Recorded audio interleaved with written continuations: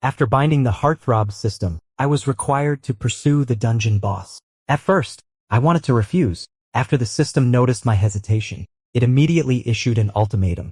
You can only die if you don't enter the dungeon. Profanities welled up in my mouth before I could say anything. A flash of white light passed before my eyes. When I regained consciousness, there was a huge European-style castle in front of me.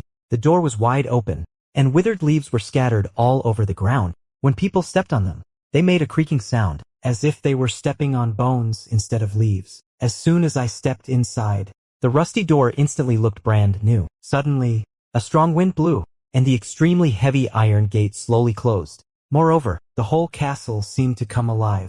It sprouted new branches like a budding plant and became magnificent. Thick fog rose everywhere. I didn't dare to stay and walk towards the hall. The interior of the castle was 4 stories high. In the center of the hall was an extremely black coffin. The coffin was carved with intricate patterns and even had a layer of gold plating around it. I drooled at the sight. This was all money. It was an antique. If I could sell it, I could afford to add 3 marinated eggs to my instant noodles in no time. I wiped my mouth and suddenly noticed that the temperature seemed to have dropped a lot. Goosebumps ran from the base of my spine to the back of my neck. The once lively castle suddenly became dead and gloomy. Drip! A very faint dripping sound rang out in the hall, like a drop of blood falling on the ground. It was really strange. In such a large castle, even if there was the sound of water, it shouldn't be heard so clearly. Something tugged at my trouser leg and then crawled up along my pants. Is it a mouse? I lifted my leg. In the dimness, the size of that thing was more like a cat. It crawled very slowly, and each step left something like mucus. My pants were soaked.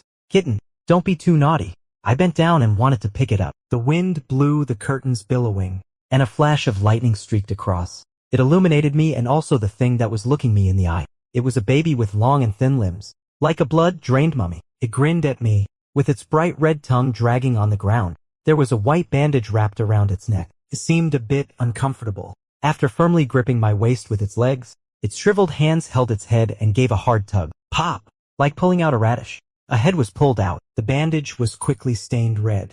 The blood trickled down and made a ticking sound when it hit the ground. My sanity dropped drastically. My body was stiffer than a millennium-old zombie. I didn't dare to move at all. It held the head and thrust it in front of my face like offering a treasure. Those rows of dense and sharp teeth were almost touching me. It waved its hand as if wanting me to give an evaluation. I complimented against my conscience. How cute. Its big, sunken eyes brightened, and its lips stretched back to its ears. It was very happy and stared at me intently, looking like it was asking for a hug. Although it was a bit scary, I still gently stroked its head. It was soft, as if there was no skull, giving me the illusion that I could crush it with a little more force. After stroking it a few times, I carefully picked it up and put it on the ground. My legs, which had felt as heavy as if filled with lead, instantly became light, and most of my wet pants had dried. It fixed its head in place and waved its little hand at me. Without the slightest hesitation, I praised it again. Good boy, baby. A satisfied smile appeared on its gaunt and pale face. Watching the ghost baby crawl farther and farther away, I let out a long sigh of relief. Fortunately, I was holding onto the coffin so I didn't fall. Damn system. Not only does it force sales, it doesn't even explain the details of the dungeon, only leaving a message that the dungeon is cleared when the boss's favorability reaches 100. It didn't even tell me where to check the favorability. This lousy system will go bankrupt sooner or later. I was swearing like crazy in my heart. However, since I'm already here, I have to adapt. After taking a long time to recover, I groped in the dark and leaned against the wall. Suddenly, several whispers reached my ears. Is he the new male servant recruited by the Count? How timid. Exactly. Instead of being tortured to death by the Count, it's better for me to eat him. As soon as the voice fell, my spine felt as if a slug had crawled over it, all slimy. Summoning up my courage, I reached out to feel, and only got a handful of slime. Enduring the nausea, I continued to lean against the wall and walked upstairs. I groped around on the murals randomly. Oh, this damn footman touched my mouth. I'll chew him up. He even touched my eye. Kill him. Angry voices rang out. I stood still on the spot. I'm sure I didn't touch anyone just now. Boom. Thunder accompanied by lightning. My vision became clear accordingly. The sight in front of me made my whole body go stiff. The walls that were originally covered with murals are now replaced by human faces one by one. Countless human faces are embedded in the yellowing concrete. Their faces are blue. Their mouths are slightly open, and their eyes are wide, open, just staring straight at me like this. The face closest to me is almost face to face with me, and blood is dripping from its corner of the mouth. Cold sweat was pouring down my back, but I forced myself to look calm. What's going on? Why have I suddenly gone blind? To make it more believable, I squinted and waved my hands randomly in the air. Ah! My lord the Count is awake. Run quickly. After a rustling sound, all the faces disappeared, and the wall returned to normal. A gust of wind blew in through the window. A figure appeared in front of me. The man was wearing a neat white tailcoat. His medium-length golden curly hair was not neatly tied up, instead showing a bit of unruly and down-at-heel charm. His deep facial features became even more charming in the dim light. "My little footman, you finally come." His voice was deep and incredibly alluring. Nevertheless, the moment he placed his hand on my shoulder, I instinctively slapped him. It was a clear and resounding slap. I used a lot of strength otherwise. His face wouldn't have turned red so quickly. The moment I finished slapping, I was already prepared to be completely destroyed. Even a blind man could tell that this man held a high position in the dungeon, and he was very likely the boss. I closed my eyes and waited for death. After waiting for a long time, all I heard was, "So refreshing. The little footman has such a strong hand. I like it so much." I quietly opened my eyes and met a pair of calm eyes. He didn't seem to be angry because of my actions. Fortunately, I escaped this disaster. I rubbed my face twice. How can I make the little male servant touch my face? I stared at the man in front of me whose lips didn't even move, and in horror, I realized that I could actually hear his thoughts. How perverted. I like it so much. I moved my body and almost tripped in the dark.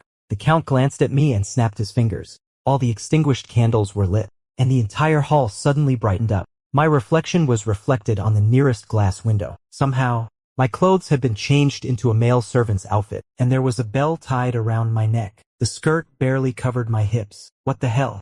At a time like this, are we still going to do a role, playing with uniforms? The Count's aura suddenly became dangerous, and I carefully moved my body.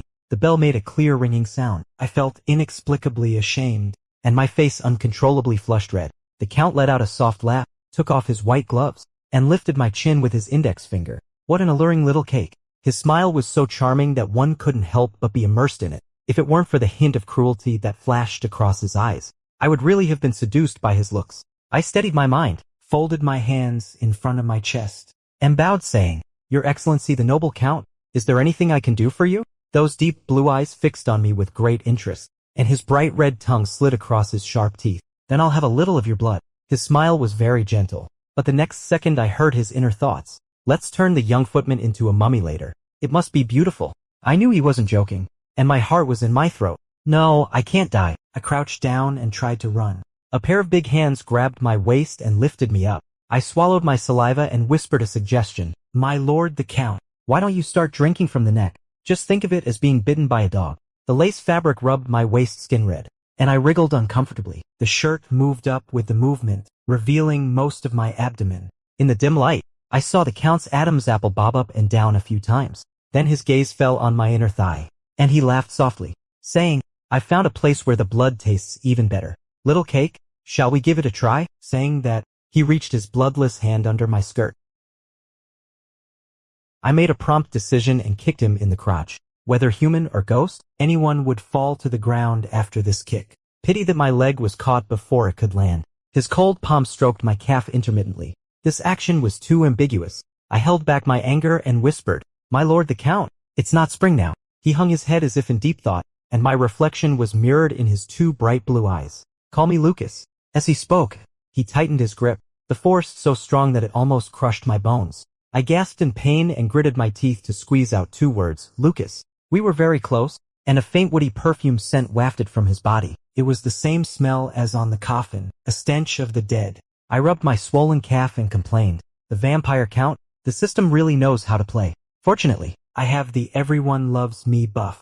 Otherwise, I would have been dead just now." Lucas suddenly grabbed my wrist and leaned over close to my neck. Without the slightest hesitation, his two fangs pierced my skin, and the smell of blood immediately filled my nostrils. The gurgling sound of blood was unusually clear in the silent castle. Unexpectedly, one day, I would become someone else's buffet. A stinging pain came in waves. Perhaps due to excessive blood loss, I began to feel dizzy. If this goes on, I'll die. The instinct for survival made me struggle desperately. I tried to pry his fingers off, but they didn't budge an inch. Lucas looked up and stared at me, his pupils turning blood red. The little footman is being naughty. His tone was indulgent, but his eyes were so cold that they could freeze a person. I stared back at him fearlessly and sneered. Damn valet. My name is Theodore. Lucas tilted his head, and his blood red pupils trembled. What a nice name. As he spoke, he naturally grabbed my neck. The fragile blood vessels were maliciously rubbed by his fingertips. A dead pig fears no boiling water. I'll be a good man again in 18 years. I simply gave up. Kill me quickly if you want to. I'm in a hurry to be reborn into a good family. I stiffened my neck and waited for death. Lucas didn't say a word and sized me up for a long time. He put one arm around my waist. His fingers clasped under my chin and pinched. I was forced to raise my face and look at him. Little valet, I've changed my mind. The rock in my heart had just started to fall when it was lifted again because of his thoughts. Making him into a mummy seems too good for him. It's better to bury him alive. I stared at him with wide, open eyes. You perverted bastard. This perverted bastard. Lucas licked the bloodstain on his lips, leaned in, pressed his cold nose against my forehead, and said in a low voice, See you tomorrow, little cake. But his following thought was, I hope you can live until tomorrow. According to the instructions, my room is on the 3rd floor, exhausted both physically and mentally after a day and having been frightened. I wrapped myself in the quilt and fell asleep immediately. Halfway through my drowsy sleep, I suddenly opened my eyes and woke up without any warning. As soon as I opened my eyes, the room was dim and silent all around, with only the candle flame flickering in the wind. My heart was pounding irregularly and violently, almost breaking through my chest. I sat up and ruffled my hair. There was not a glimmer of light outside the window. It was still not dawn. I turned over to go back to sleep, before my eyelids even closed. A strange, sticky and absurd feeling suddenly crept up my spine. Nervously, I reached back to touch my own back and only felt a handful of sweat. Thinking of Lucas's words, I shivered involuntarily for no reason. I wanted to light the candle beside the bed. As I turned my head, I met a pair of eyes hidden in the mirror, staring directly at me. My scalp almost exploded. When our gazes met, the thing in the mirror started to move, making a rustling sound. The noise got louder and louder, but that bloodshot I remained still. My limbs began to go numb. I forced myself to turn my head. What you can't see doesn't exist. It's all fake. I desperately tried to numb myself. My eyes wandered aimlessly. Don't look back. Don't look back. Don't look back. I kept chanting this in my heart.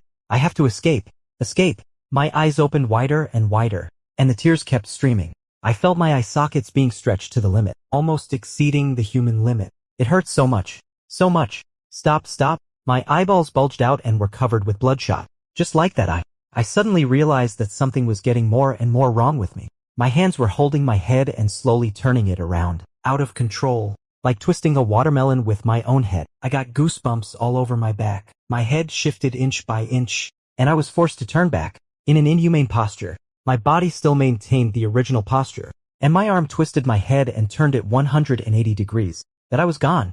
Not only that, but even the place where the wardrobe used to be has become a window. I let out a sigh of relief. The autonomy of my head returned. The candle flame was flickering, reflected on the glass. In an instant, the glass suddenly dimmed. The light was too dim, and everything was blurred. I couldn't see clearly. Only a shadow could be seen. There was someone outside my window, but I live on the 3rd floor. How could there be someone standing by my window? All the hairs on my body stood up. I rubbed my eyes, and my fingernail accidentally touched my eyeball. The sudden stinging pain brought me back to my senses. I thought slowly, no, something's wrong. The room I live in clearly doesn't have a window.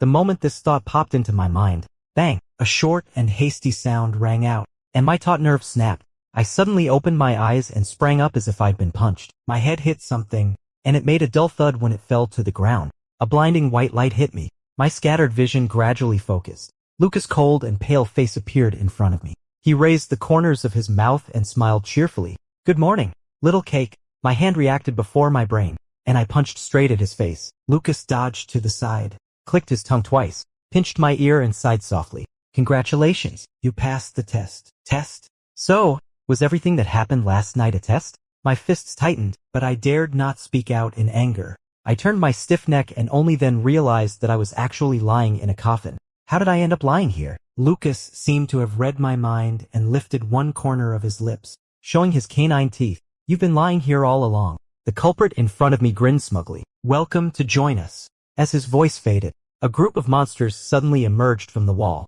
Leading the way was the ghost baby. Immediately after was a meatball covered with faces all over its body. The beheaded strong man sat down next to me, and the ghost baby obediently lay on my shoulder. All kinds of monsters all looked at me in unison.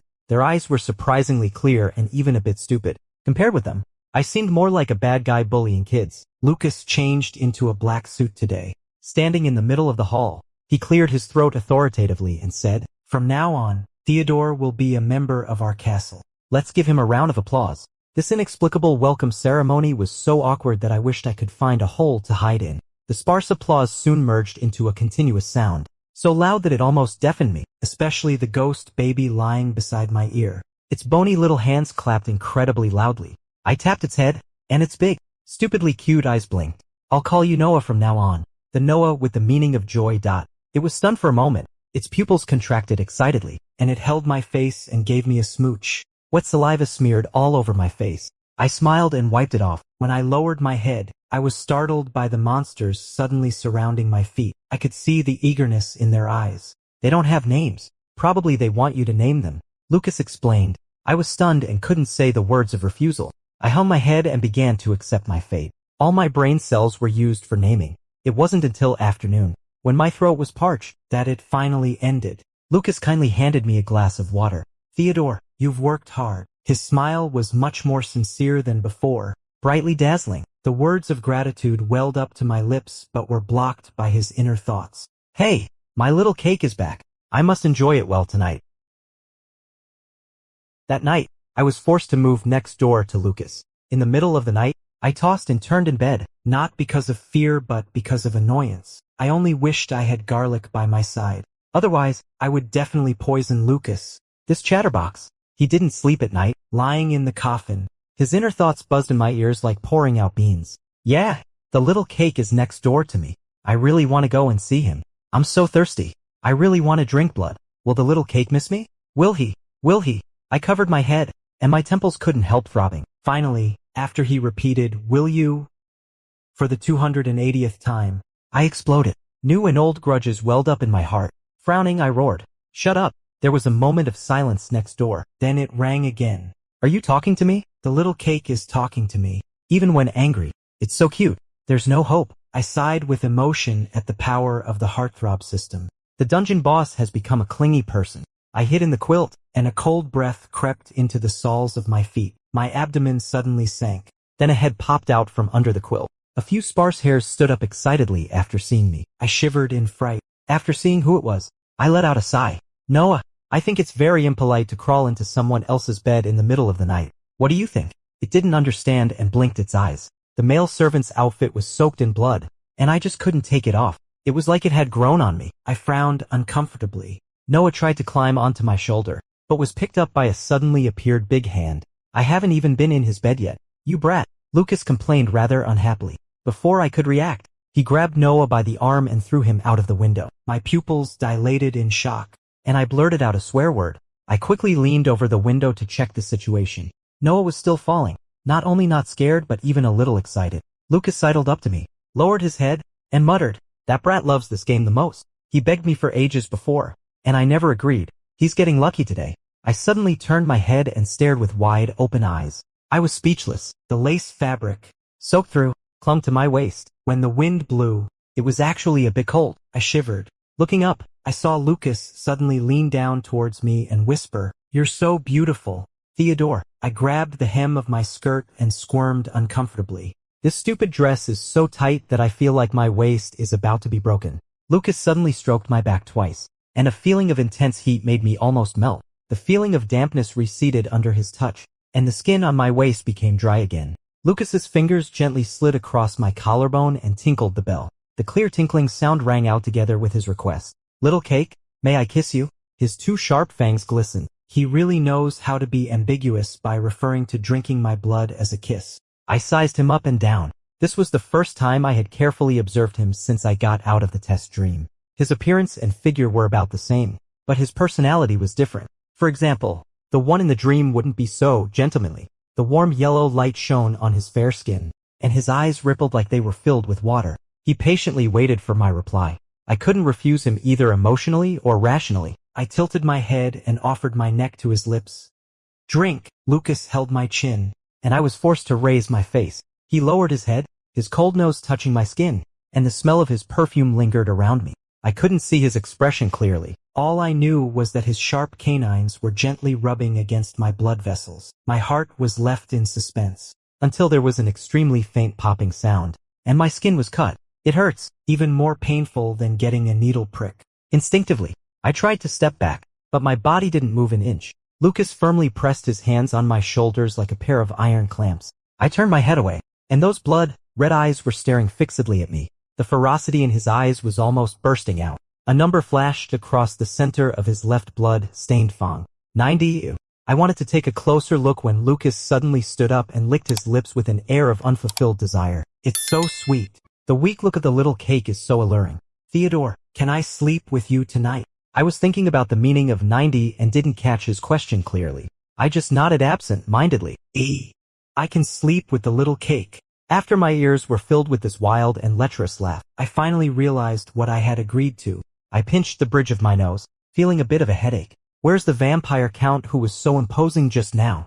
Why has he turned into a husky again? Lucas was very fast. He quickly lay down under the quilt. His curly hair flopped softly over his eyes. He looked at me with extremely innocent eyes, as if he was about to stick out his tongue. As soon as I lay down, he put his arm around my waist and rested his head on my shoulder, looking very well behaved.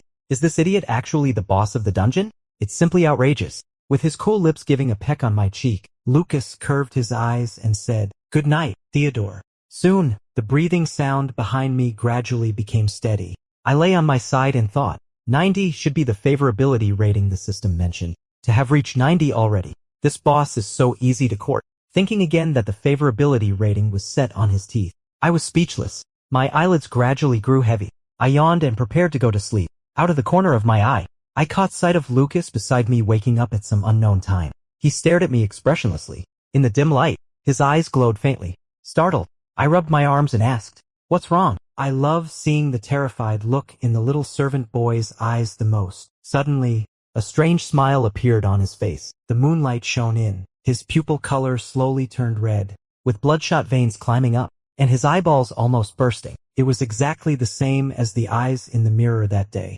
A chill came over me, and I felt my fingers trembling. His mouth stretched to his ears, and he lunged at me with a hideous grin. I quickly backed away, fell off the bed, and hit my head hard on the edge of the bed. Before losing consciousness, I only saw that on his two fangs, one showed 90 and the other 70. I was woken up the next day. The count appeared again last night. Theodore didn't die after all. It's incredible. The chattering voices kept swirling around my ears. I had a splitting headache. The bump on my head from last night was still there, which meant it wasn't a dream. I slowly lifted my eyelids, and what came into view was a room full of strange, shaped creatures. Rubbing my head, I asked, "What do you mean by the count appeared again?" "The meaty mass covered with human faces is called meatball," it said mysteriously. "It means the count appeared." It's like saying nothing at all. I'm speechless with frustration. I rephrased my question and asked, "Isn't Lord Count Lucas?" Meatball stared at me in surprise and replied in an incredulous tone, "How could you think Lucas is Lord Count? Absurd." Sure enough, there's something fishy. I thought of the test that night. Lord Count clearly looked exactly the same as Lucas. They looked the same, but their personalities and ways of doing things are completely different. Could it be a split personality? I got up to look for Lucas and bumped into him as soon as I stepped out of the room. He was holding breakfast and staring at me with a smile.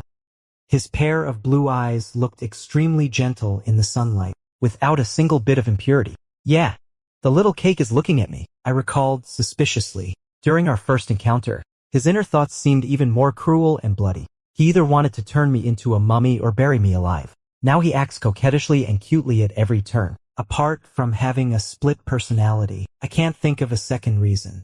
I steadied my nerves and asked, "Do you still have any impression of what happened last night?" Lucas tilted his head in confusion and said, "Did anything else happen besides sleeping? Could it be that he found out I secretly kissed Theodore last night?" I lowered my eyelashes and was sure that this idiot wasn't the real Earl. "It's okay. Can I take a look at your teeth?" Lucas didn't understand my intention and obediently opened his mouth to show his canine teeth. Sure enough, there were numbers on both teeth, 95 and 70. Could these be the favorability ratings of two personalities? To verify this conjecture, I waved to Lucas. After he walked up, I hooked his neck and pulled him down, and kissed his lips while he was in a daze. His eyes widened instantly, and the tips of his ears turned red. He was like an innocent child, obediently letting me take advantage. I stopped with a bit of amusement, but Lucas pinched my chin and shyly and clumsily stuck out his tongue, stirring in my mouth. He didn't stop until I was almost out of breath. The number on the left canine tooth had changed from 95 to 100. The favorability rating was full, but there was no prompt sound indicating that I had cleared the level. The conjecture was confirmed. This meant that I still had to max out the favorability rating of that terrifying Earl. My face looked as ugly as if I had eaten a fly. Lucas thought I was angry with him and apologized awkwardly.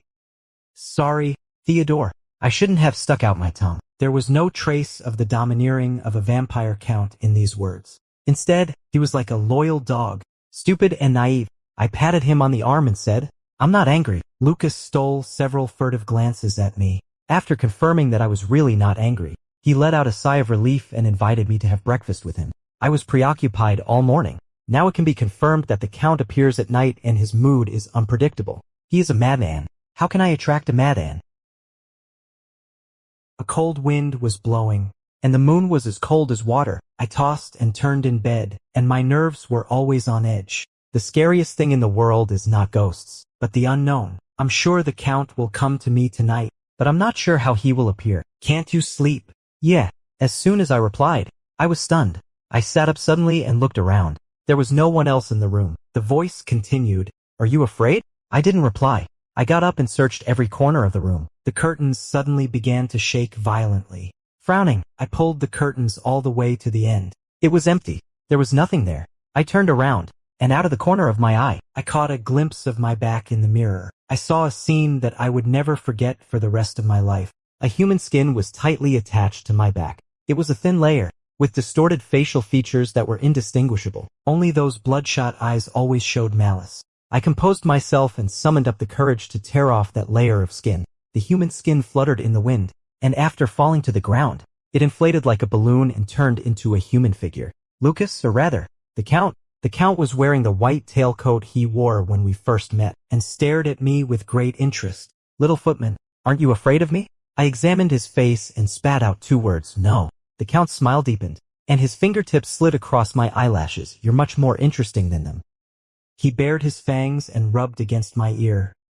"Little footman, would you like to be my wife? Little footman, would you like to be my wife?" His hand reached under my skirt. I grabbed his wrist and pressed it down hard. "Isn't it just a competition of who's crazier?" I pressed my thumb against the corner of his eye, with my sharp fingertips almost piercing into his eyeball. My voice was soft yet cold. "Do you think you're worthy?" His red eyes trembled because of my actions, not out of fear but excitement. I took out the sharp knife I had prepared long ago and pressed it against his neck. "Give me Lucas back." This sentence is very powerful. The Count's smile froze on his face, and he slowly squinted his eyes. "Little footman, I think you've got it wrong. I'm Lucas. That fool doesn't deserve it." I sneered contemptuously. "You're the fool." The Count raised his hand, and the knife instantly landed in his hand. He grabbed my neck and lifted me up, his face cold as he said word by word, "You actually speak up for him." The sharp teeth glistened with a cold light, and the 70 on the right suddenly jumped to 80. I sneered inwardly. Sure enough, for a madman, there's no such thing as a good impression. There's only possessiveness. I continued to provoke him fearlessly. "Nonsense. He's 10,000 times better than you." Upon hearing this, the Count tightened his grip. A sense of suffocation washed over me, and my breathing began to become rapid. "You like him?" the Count asked in a lowered voice. My face flushed red from lack of oxygen. I looked down contemptuously and scoffed. "Yes, I like him. Even though you have the same face? I don't like you." The Count's face twisted as he pressed the knife against my heart. "You actually like that fool? How ridiculous." His voice was sharp and shrill, filled with anger and unwillingness. He seemed unable to believe that he was actually inferior to a heartless fool, never having been defied like this before. The Count bit down hard on my blood vessel and said forcefully, "You're my toy, and no one can take you away." "Damn toy.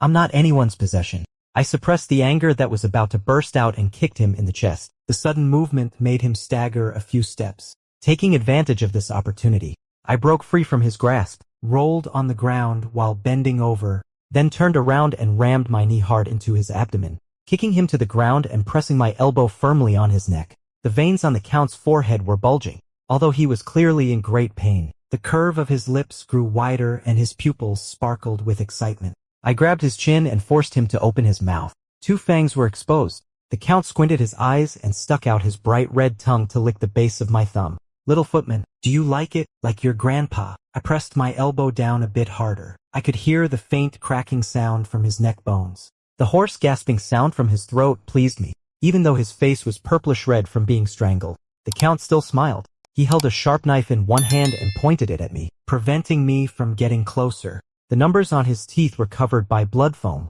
and I couldn't see them clearly. I tried to break the knife, but it wouldn't move at all. He raised his eyebrows provocatively. I sneered inwardly, leaned over and pressed myself on him. The knife easily pierced through my clothes and without any hesitation, stabbed into my chest. The blood quickly stained my front. The pain swept through my whole body, and my fingers trembled for a moment. Frowning, I saw clearly the number 90 on his tooth. The interest in the Count's eyes grew stronger. He raised his hand to caress my face, and his thumb stroked my Adam's apple. He said slowly, "Little footman, you and I are of the same kind. You should like me." I turned my head away to avoid his touch. My pale lips trembled slightly as I said, "Shut up." I said I like Lucas. Are you deaf? Instead of causing more trouble, the Count laughed. He pulled the knife out of my body. Under my disgusted expression, he slowly licked the blood off the blade and then handed me the handle. He looked up at me and showed a noble smile. "Then kill me." The mottled light and shadow gathered in his blood-red pupils. His lips were brightly stained with blood. His golden hair was tied up at the back of his head. He looked noble and arrogant. I grasped the handle of the knife, raised it high and aimed it at his heart to stab down. Just as I was about to pierce it in, I suddenly stopped. Seeing this, the Count curled up the corner of his mouth. His voice was deep, and the ending tones were lazily intertwined. "Little footman, you can't bear to kill me. You like me." A definite tone. The number changed from 90 to 95. I had an indescribable and subtle feeling, only thinking that he was really a madman. Lifting his tongue with the blade, I corrected his mistake expressionlessly. "It's not that I can't bear to kill you." I sneered and continued, "It's that I can't bear to hurt Lucas." The moment I said this, his expression froze, just like hot wax solidifying into a solid. He was surrounded by a terrifying aura, with a faint sense of collapse. He stared at me fiercely, pretending not to see. I gave him a kiss on the lips and said cruelly and sarcastically, "You're not Lucas." My palm stroked the curly hair on his forehead. I gave him the final blow in a weak and gentle voice. "You'll never be as good as him. You'll always be his substitute." Almost at the same moment, the system's voice sounded. Beep. Congratulations to the host for clearing the dungeon. You can choose to leave at any time. Finally, the tense nerves completely relaxed. The wound on my chest is healing rapidly with the help of the system. Even so, I still blacked out and fainted.